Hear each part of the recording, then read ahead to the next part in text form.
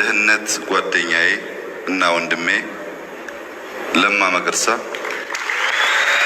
ሃይማኖቱን እየቆጠርን ዘሩን እየቆጠርን ጎሳውን እየቆጠርን እየለየን አንዱን ጠቅመን አንዱን ጎርተን ታሪክ እንሰራለን ብለን አናስብም።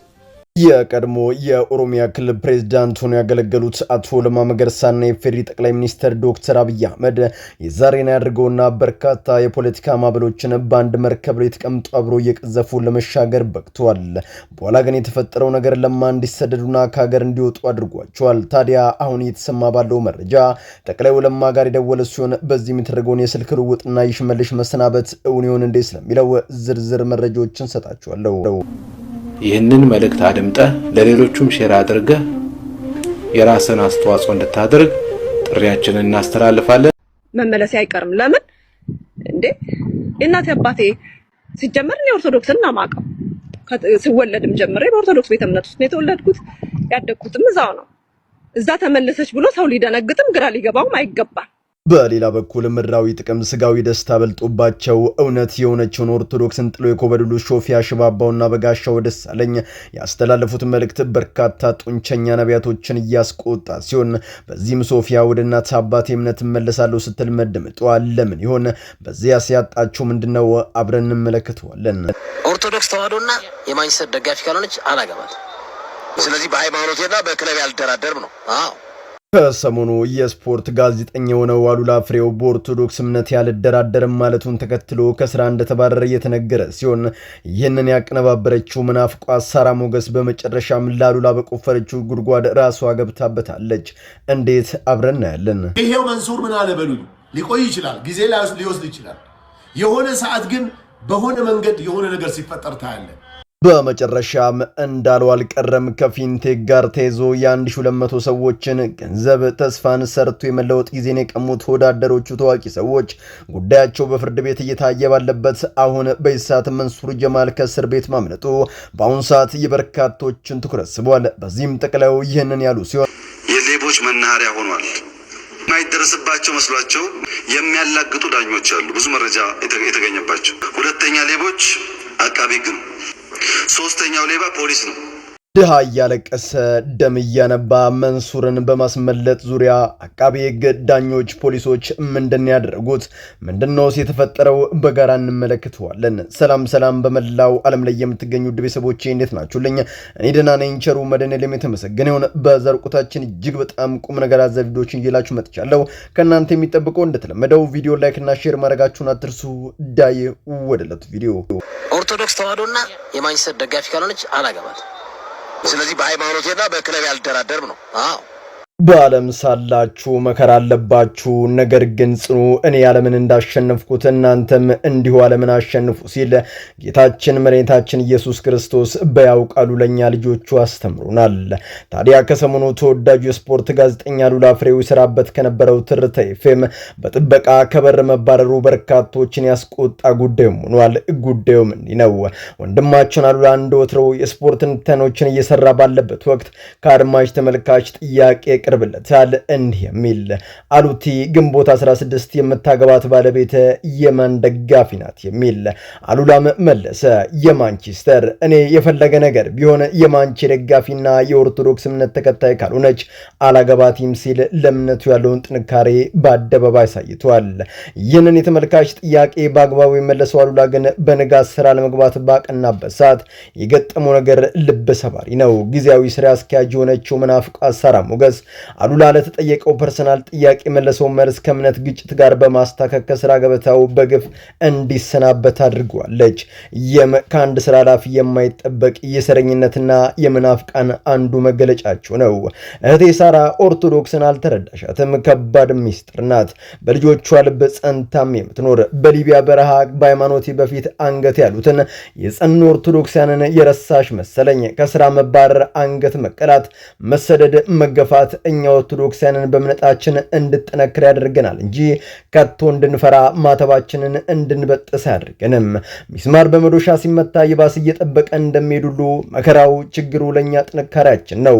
ኦርቶዶክሳውያን ባለማተቦች ይህንን ቪዲዮ ሼር፣ ኮፒ ሊንክ በማድረግ ለመናፍቋ ሳራ ሞገስ አድርሱልኝ። መመለስ አይቀርም። ለምን እንዴ እናቴ አባቴ ሲጀመር ነው ኦርቶዶክስና ማቀው ስወለድም ጀምሬ በኦርቶዶክስ ቤተ እምነት ውስጥ ነው የተወለድኩት። ያደግኩትም እዛው ነው።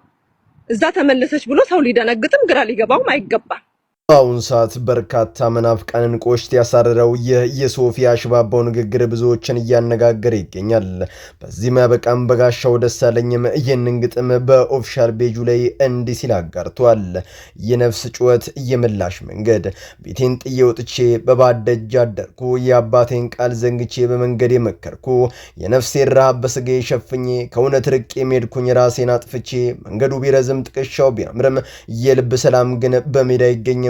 አፈርኩኝ በገዛ ጥሌ ባዶ ነብኝ ትላንት ጌቴ፣ አሁን ግን ነቃውኝ በጸጸት ሰዓት ከቀደመው መንገዴ እንዳልወጣው ጠፍቼ፣ እጄን ዘርግቻለሁ በአፍረት ተውጬ፣ ነፍሴን ላድን የሆነ ባለም ተለይቼ፣ አባቴ ወይ ስማኝ የጠፋሁት ልጅን፣ ተመልሼ መጣውኝ ወድቄ በእጅ፣ ምሕረት ሰፊ ነው ቂም አታውቅምና፣ ባክኝ መጥቻለሁ አድነኝ በቀና ሲል ይማጸናል። አስቀጥላም ሶፊያ ሽባባው ወደ ቀድሞ ቤቴ ወደ እናት አባቴ ፍጹም ሰላምና ረፍት ወደሚገኝባት በደንብ በጥልቀት ከልጅነቴ ጀምሮ ተወልጄ ባደኩባት ቤቴ መለሳለሁኝ ማለቴ ሰውን ሊያስደነግጥና ግራ ላይ ያጋባው አይገባም እላችኋለሁ። እኔ እንደበራልኝ ተመልሼም ቤቴን እንደፈለኩኝ እናንተም ጊዜ ሳታጠፉ ኑ በእውነተኛው መንገድ ከኔ ጋር ተመላለሱ ስትል የተናገረች ሲሆን ሶፊያ ቀጥላም በዚያ ቤት ያለው ጉድ፣ በዚያ ቤት ያለው ንግድ፣ በአንድ ወቅት ጌታ በመቅደሱ ዙሪያ ተሰባስበው የሚነግዱትን ነጋዶች ገርፎና ገጾ የጸሎት ቤት ተብሎ ተጽፏል። እናንተ ግን የወንበዴዎች መደበቂያ ዋሻ አድርጋችሁ ሲል ከቤቱ አስወጥቷቸዋል። ዛሬም እውር ሊመራው እንደማይችል ሁሉ ነብይ ሳይሆኑ ነብይ ነን ያሉ፣ ፓስተር ሳይሆኑ ፓስተር ነን ያሉ፣ ቤቱን ከጸሎት ቤትነት ይልቅ ምድራዊ የሆነውን መኪና ቤት ቪዛ ይሰጣል ያሉ፣ ኬስ የሚያወልቁ ዘይትና ገስታውስ በመቸብቸብ የራሳቸውን ኢምፔር የሚገነቡ ወዮላቸው። ጌታ ደጁን እንደ ቀድሞ የሚያጸዳበት ቀን ሩቅ አይደለም። ስለሆነም አምልጡ ስትል ጥሪዋን አስተላልፋለች። የደህንነት ጓደኛዬ እና ወንድሜ ለማ መገርሳ ባለቤትና መሪ ስለሆነ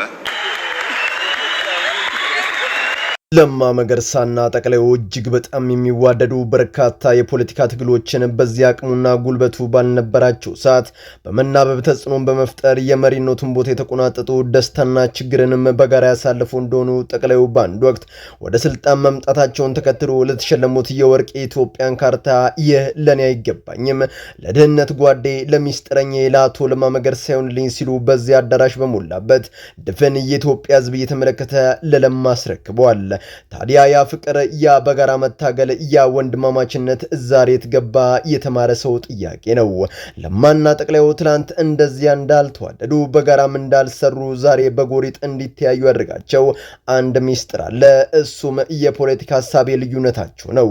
ለማ በአንድ ኢትዮጵያነት ያምናሉ። ከዚያ በተጨማሪ ምስኪኑን ህዝብ አሳዝኖና አስለቅሶ ብሎም ከቀዬው አፈናቅሎ ልማትን በጭራሽ አይቀበሉም። ከዚያ በተጨማሪም የዘረኝነት አንዱን ጠቅሞ አንዱ መጉዳትን በጽኑ የሚጠሉ ጀግና የቁርጥ ቀን ልጅ መሆናቸውን ከበላይ ሆኖ ከሚመሩት ጋር ልዩነት እንዳመጣባቸውም በግልጽ ተስተውሏል። እዚህ ደሃ መካከል ሃይማኖቱን እየቆጠርን ዘሩን እየቆጠርን አንዱን ከፍ አድርገን አንዱን ዝቅ አድርገን ታሪክ እንሰራለን ብለን አናስብም።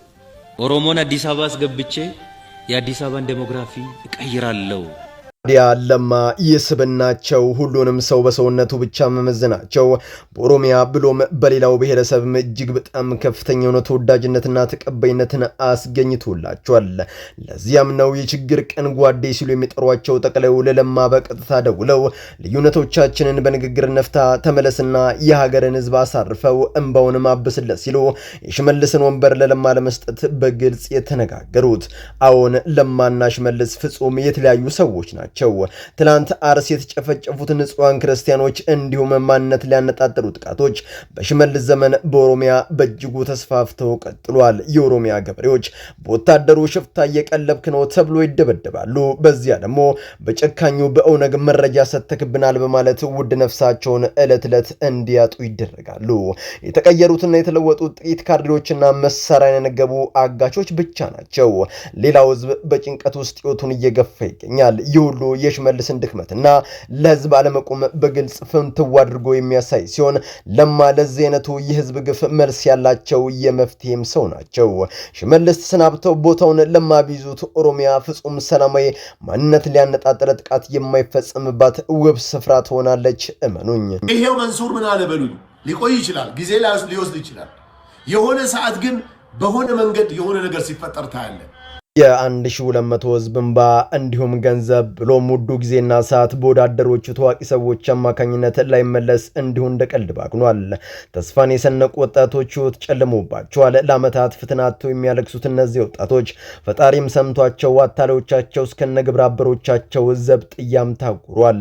ከነዚያም መካከል ለምን እኔን ታምነኛለህ የራሳችሁ ጉዳይ ስራዬን የሰራሁት እያለ ሲዘንጥባቸው በእንባቸውም ሲሳለቅ የነበረው የፊንቴክ ኢንቨስትመንት ግሩፕ አምባሳደር መንሱር ጀማል አንዱና ዋነኛው ሲሆን በዚያም ከታሰረበትና ጉዳዩ በፍርድ ቤት እየታየ ባለበት በዚህ ወቅት አንዳንድ በገንዘብ ፍርድን የሚያዛቡ አንዳንድ ገንዘብ ተቀብለው ተበዳይ ነፃ እንዲወጣ መረጃን የሚያጠፉ አቃቤ ሕጎች ብሎም ድሃን የሚያስለቅሱ መረጃ ከሌለ ጥፋ ከዚህ እያሉ ምስኪኑን ህዝብ የሚያባርሩ አንዳንድ የፖሊስ አባላት ዛሬም ገንዘብ ተቀብለው መንሱርን ለማስወጣትና ለማስመለጥ ጥረት ያደርጉ ሲሆን በኋላም በህዝቡ ትብብርና በጨዋ ህሊና ባላቸው የህግ አካላቶች መንሱር አመልጦ ከተደበቀበት ስፍራ በሰዓታት ውስጥ በቁጥጥር ስር ሊውል ችሏል። በዚህም የተቆጠው ጠቅላዩ እንዲህ ሲሉ ተደምጧል። ተከታትለን እንመለስ። ዳኞች ናቸው ሌቦች። ሪፎርም የሚያስፈልገው ዋናው ፍርድ ቤት የሚያላግጡ ዳኞች አሉ፣ ብዙ መረጃ የተገኘባቸው። ሁለተኛ ሌቦች አቃቢ ህግ ነው። ህግ አቅብ ያልነው አቃቢ ህግ ሌባ ነው። ሶስተኛው ሌባ ፖሊስ ነው። ፍርድ የምታጓድሉ ድሃን የምታስለቅሱ በገንዘብ ስጋችሁን ያደለባችሁ ዳኞች፣ ፖሊሶች፣ አቃቢ ህጎች ከዚህ በኋላ ኢትዮጵያ እናንተን ተሸክማ የምትቀጥልበት ጊዜና ሰዓቷ ያበቃም ይመስላል።